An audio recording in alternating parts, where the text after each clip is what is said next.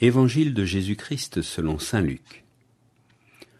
En ce temps-là, comme Jésus enseignait dans le temple, levant les yeux, il vit les gens riches qui mettaient leurs offrandes dans le trésor. Il vit aussi une veuve misérable y mettre 2 petites pièces de monnaie. Alors il déclara : « En vérité, je vous le dis, cette pauvre veuve a mis plus que tous les autres, car tous ceux-là, pour faire leur offrande, ont pris sur leur superflu. Mais elle a pris sur son indigence, elle a mis tout ce qu'elle avait pour vivre. »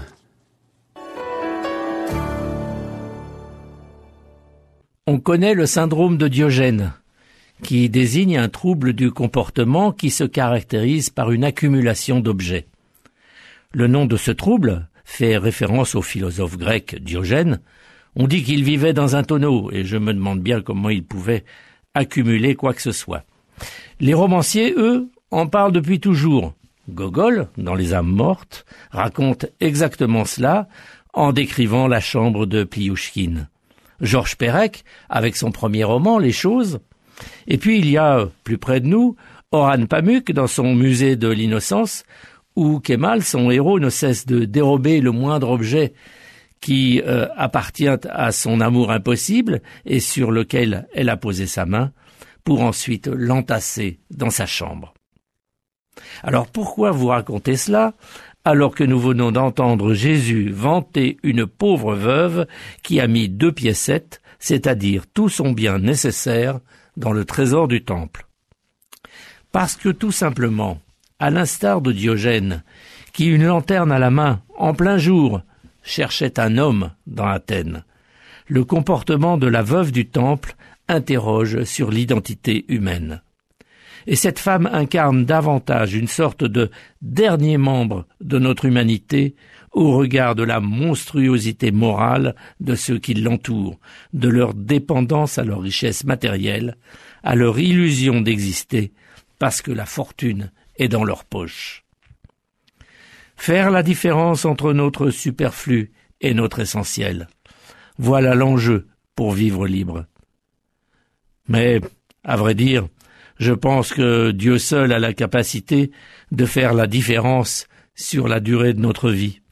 Lui seul sait ce qui est notre superflu, notre nécessaire à l'échelle de toute notre vie, non pour nous en faire le reproche, mais sous le regard du Christ, il est impossible de ne pas vivre sans accepter de donner.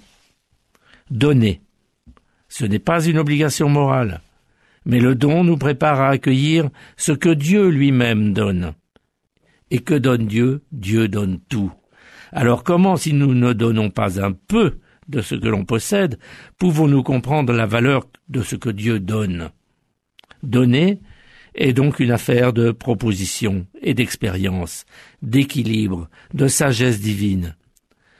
Regardons autour de nous, ce matin ou dans l'après-midi, ces choses qui nous entourent. Est-ce qu'elles nous possèdent? Cet ordinateur, cette voiture, ces vêtements à la mode, cet appartement décoré de mes souvenirs de voyage. En suis-je un propriétaire capable de m'en séparer d'un simple claquement de doigts, libre de la valeur que je leur donne? Réfléchissons à la possession, et ainsi, petit à petit, désencombré, je pourrais commencer à comprendre la valeur du don de Dieu pour moi. L'évangile du jour a été commenté par Gérald de Privé, diacre permanent au service du